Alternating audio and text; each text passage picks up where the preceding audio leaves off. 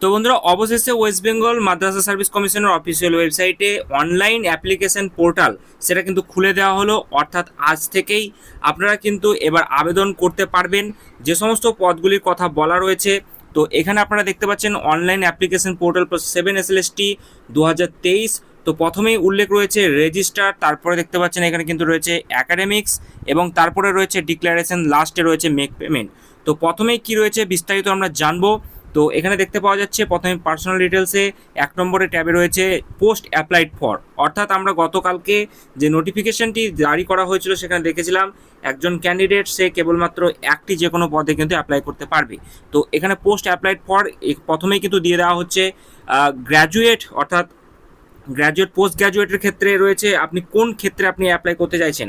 তো এখানে দেখতে পাচ্ছেন উল্লেখ রয়েছে পোস্ট গ্র্যাজুয়েট, গ্র্যাজুয়েট, তারপরে রয়েছে আবার গ্র্যাজুয়েট, তারপরে রয়েছে আন্ডার গ্র্যাজুয়েট। তো এখানে পোস্ট গ্র্যাজুয়েটের ক্ষেত্রে 11, 12, গ্র্যাজুয়েটের ক্ষেত্রে রয়েছে 9, 10 এবং আবার আরেকটি গ্র্যাজুয়েটের ক্ষেত্রে রয়েছে 5 থেকে 8 এবং লাস্টে রয়েছে আন্ডার গ্র্যাজুয়েট অর্থাৎ 1 to 4। তো যে কোনো একটি আপনারা এখানে কিন্তু চুজ করতে পারবেন, ঠিক আছে। এরপরে নেক্সট যেটা রয়েছে দেখতে পাচ্ছেন সাবজেক্ট, অর্থাৎ এখানে যদি কেউ ধরুন গ্র্যাজুয়েট টিচারের ক্ষেত্রে যদি অ্যাপ্লাই করতে চায় তো সেক্ষেত্রে তাকে চুজ করতে হবে। তারপরে এখানে সাবজেক্টের যেটা রয়েছে সেখানে আপনারা দেখতে পাচ্ছেন Bengali, life science, English, history, তারপরে সাময়িকভাবে সমস্ত ক্ষেত্রে কিন্তু রয়েছে। তো এই সমস্ত সাবজেক্টগুলি আপনারা এইভাবে চুজ করতে হবে।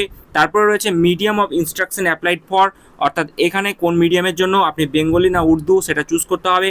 এরপরে চলে গেছি আমরা লাস্টের দিকে চলে আসবো। এখানে দেখতে পাচ্ছেন যে ফুল নেম, তারপরে ফাদার্স নেম যেগুলো লাগে সেগুলো কিন্তু এখানে চাইছে, সেগুলো আপনাদের দিতে হবে। তো তারপরে দেখতে পাচ্ছেন এখানে ইমেল রয়েছে, মোবাইল নম্বর রয়েছে, জেন্ডার রয়েছে, এগুলো চুজ করতে হবে। এরপরে চলে যাবে নিচের দিকে ন্যাশনালিটি, এখানে ইন্ডিয়ান, তারপরে রিলিজিয়ন কোনটা রয়েছে, কাস্ট, তারপর ফিজিক্যালি চ্যালেঞ্জ কিনা এগুলো আপনারা নিজেরাই করতে পারবেন। তারপর হচ্ছে ডেট অফ বার্থ, আধার নম্বর, এগুলো দিয়ে দিতে হবে। এরপরে রয়েছে language studied, first language, second language, third language. তো এখানে দেখতে পাচ্ছেন মাধ্যমিক এবং তার যে সমতুল্য যেগুলো রয়েছে সেক্ষেত্রে আপনার ফার্স্ট ল্যাঙ্গুয়েজ কী ছিল, সেক্ষেত্রে আপনারা এখানে চুজ করবেন অবশ্যই বাংলা। তারপরে দেখতে পাচ্ছেন সেকেন্ড ল্যাঙ্গুয়েজ, এখানে আপনারা ইংলিশ চুজ করতে হবে। থার্ড ল্যাঙ্গুয়েজ অপশনাল, এখানে আপনি চুজ করতেও পারেন, নাও করতে পারেন। এরপরে দেখতে পাচ্ছি আমরা সেকেন্ড যেটা রয়েছে যে এইচএস এর ক্ষেত্রে যেটা বলা হয়েছে যে এখানে আপনাদের ফার্স্ট ল্যাঙ্গুয়েজ কি বাংলা, অবশ্যই এখানেও কিন্তু ইংলিশ হবে।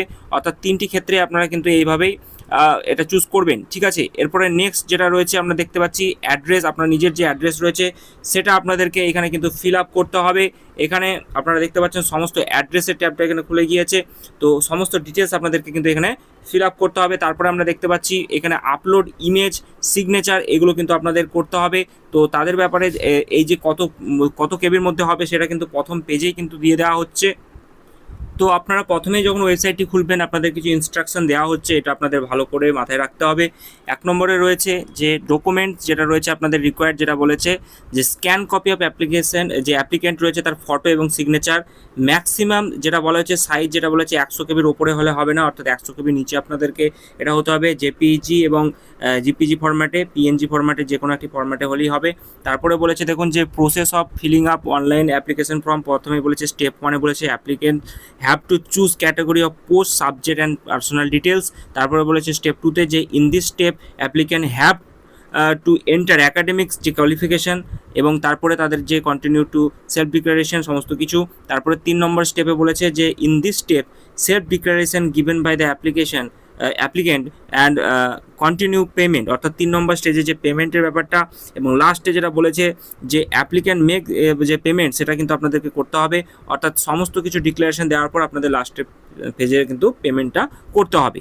এরপরে বলেছে যে if any step is incomplete applicant can continue for next step at any time by log in through his her application ID and date of birth. অর্থাৎ কোনো রকম যদি আপনাদের প্রবলেম হয়ে থাকে, সেক্ষেত্রে ইনকমপ্লিট হয়ে থাকে, সেক্ষেত্রে আপনারা কিন্তু ডেট অফ বার্থ দিয়ে লগ ইন করতে পারেন, সেটাও কিন্তু বলা হয়েছে।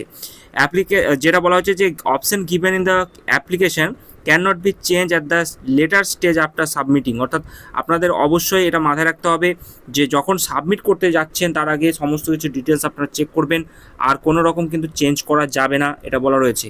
No money shall be return once the application form is successfully submitted, অর্থাৎ কোনো রকম টাকা কিন্তু আপনি রিটার্ন পাবেন না যদি একবার আপনি সাবমিট করে দেন সাকসেসফুলি এই ফর্মটিকে। তো এখানে কিন্তু সেই সমস্ত জিনিসগুলো মেনশন করা রয়েছে।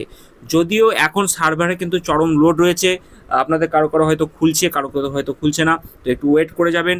এখন সঙ্গে সঙ্গে কিন্তু খুললে হয়তো অসুবিধা হতে পারে। আর আমি খুব তাড়াতাড়ি এই ফর্মটা আপনাদের আমি ফিল আপ করে সমস্ত কিছু ডিটেলস আপনাদের জানিয়ে দেবো।